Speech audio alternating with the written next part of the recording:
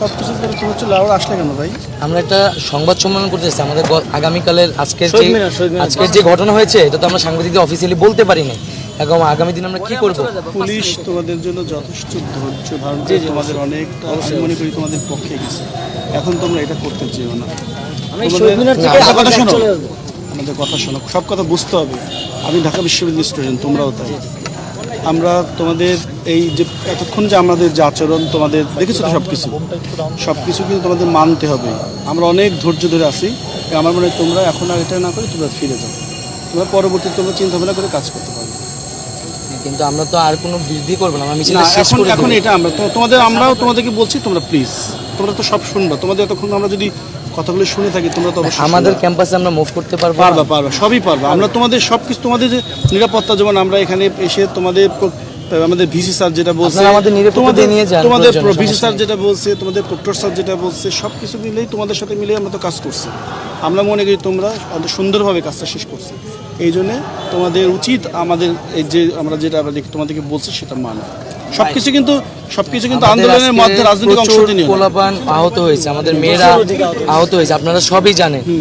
এখন আমাদের ক্যাম্পাসে যদি আমরা এখন মিছিল করতে না পারি, প্রেস ব্রিফিং যদি করতে না পারি, তাহলে এটা তো আমাদের গণতান্ত্রিক অধিকারকে হরণ করা হচ্ছে। আমরা এই ক্যাম্পাসের শিক্ষার্থী, আমরা একটা সাংবিধানিক আন্দোলন করতেছি, সেখানে আমাদের উপর হামলা হয়েছে। আমরা এখন একটা প্রেস ব্রিফিং করব শহীদ মিনারে, আমরা রাজু ভাস্কর্যেও যাব না। আমরা রাজু ভাস্কর্যেও যাব না, আমরা শহীদ মিনার সংবাদ সম্মেলন করব। আবার এই মিছিল এরা চলে আসবে, এরা শহীদ মিনারের শিক্ষার্থী। আমরা বলি, এখানে সকল মিডিয়া আছে, তারা কিন্তু তোমাদের সাথে ছিল এতক্ষণ। এই বিকাল থেকে আমরা তোমাদের সাথে আছি। আমরা মনে করি যে বাংলাদেশ পুলিশ তোমাদের সাথে এতটা সময়, আমাদের ঢাকা বিশ্ববিদ্যালয়ের মতো একটা সম্মান, এক সর্বোচ্চ বিদ্যাপীঠের যে ভিসি স্যার, প্রক্টর স্যার এবং আমাদের যারা আছে সবার সঙ্গে তোমাদের সাথে মিলে আমরা কিন্তু আমাদের কাজটা করতে পেরেছি। আমাদের অনুরোধ, তোমরা চলে যাবো আজকে এত রাত্রে, তোমরা কালকে প্রোগ্রাম করতে পারবে। এখন তুমি সারাদিন আমার সাথে এই বিষয়টা নিয়ে কথা বলতেই পারো, কিন্তু আমাদের কথা তোমাদের না, আমরা বলি তোমাদের সাথে কালকে কিন্তু আমি ছিলাম, মনে আছে? কাল কিন্তু বঙ্গভবনে যখন তোমাদের 12 জনকে আমরা সুন্দরভাবে শুনে দিয়েছি। সেই কথাটা মনে করে তোমাদের ছাত্র, ওরাও তো তোমাদের সহযোগিতা। আজকে যে আমরা আহত হইলাম সেটা তোমরা বলতে পারবা, বলার তো সময় শেষ হয়ে গেল। এখন আমাদের ফোর্স অনেক, এই সারাদিন। প্লিজ ভাই, তুমি এখানে, আমি জানি তুমি কাজটা করতেছো, তুমি এখানে আমি তোমাকে স্পেশালি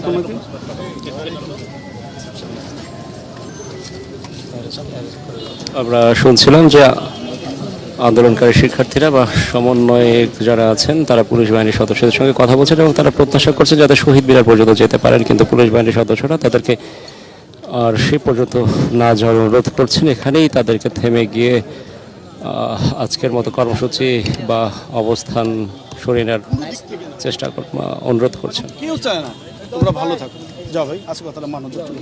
চলো কথা শোনো, আমি তোমাকে বললাম, বলো। আমি কারণটা জানতে চাচ্ছি, আমরা কেন ক্যাম্পাসে শিক্ষার্থী হয়ে শহীদ মিনার যেতে পারবা? তোমাদের নিরাপত্তার জন্য, সবকিছুর জন্য। আমরা মনে করি যে অন্ধকারের মধ্যে কেউ যদি একটা ঢিলও মারে তো তোমার গায়ে লাগে। এই পুলিশ প্রোটেকশন আমরা তোমাদের যে দায়িত্বের সময়, আমরা তোমাদের যে দায়িত্বটা, আমরা এখানে যেভাবে আমি বারবার বলছি, আমাদের বিশ্ববিদ্যালয় প্রশাসন যেভাবে আমাদের কাছে চাইবে, ঢাকা বিশ্ববিদ্যালয়ের, আমরা এই বিশ্ববিদ্যালয়ের প্রসাশন মানি না যে বিশ্ববিদ্যালয় আমাদের নিরাপত্তা দিতে পারে না। এদেরকে মারতেছে, তারা এদেরকে মারা হয়েছে। তোমরা সারাদিন আমার সঙ্গে কথা বলতে পারবা, আমি বাধা দিচ্ছি না। আমাদের নিরাপত্তা শেষ, তোমাদের সবকিছু করা, আমরা এখন চলে যাবো।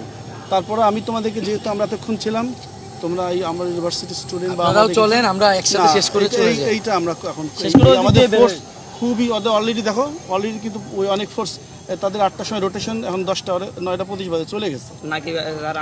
আচ্ছা, তোমাদের কথাটাকে আমি শেষ করতে পারছি ভাই, যাও তোমরা। আমরা তো খুব শান্তিপূর্ণভাবে বলছি, আমরা কিন্তু পুলিশ থেকে বাংলাদেশ পুলিশের যে এই ধৈর্য যেটা আমরা প্রদর্শন করে থাকি আমাদের স্টুডেন্টের, এবং কোনো দিক থেকে তোমাদের যাতে কোনো সমস্যা নয় সেজন্য আমরা কাজ করেছি আজকে। আমাদের মনে হয় তোমার যা না উচিত, তুমি এই কথাটা তুমি বলতে পারবা কালকে। না, কিন্তু ঠিক আছে ভাই, আমাদের কথাটা আমরা তোমাদেরকে যা বলেছি সেটা আমি তোমাদেরকে বললাম।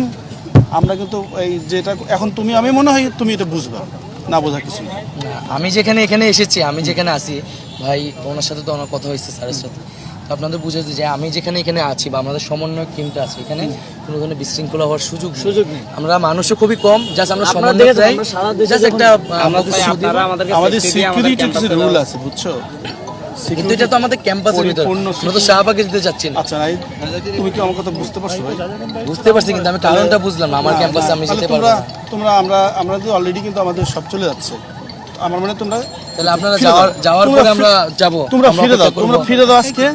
অনেক তোমরা কিন্তু অনেক সারাদিন আমাদের ফোর্স এবং সবাই কিন্তু অনেক পরিশ্রম করছে।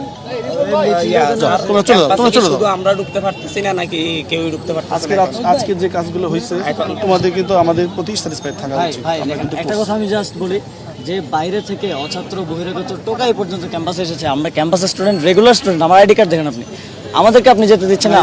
এর থেকে দুঃখজনক আর কিছু হতে পারে না। তোমাকে যেটা বললাম সেটা এটা আমরা মনে করছি যে আমাদের শিক্ষার্থী হিসেবে যে আমাদের অধিকার, গণতান্ত্রিক অধিকার, সেই অধিকারে বাধা দেওয়া হবে। বাধা দিয়ে তুমি মনে করতে পারো, এটা তো ব্যাখ্যা আমিও দিতে পারি। যাও তোমরা যাও।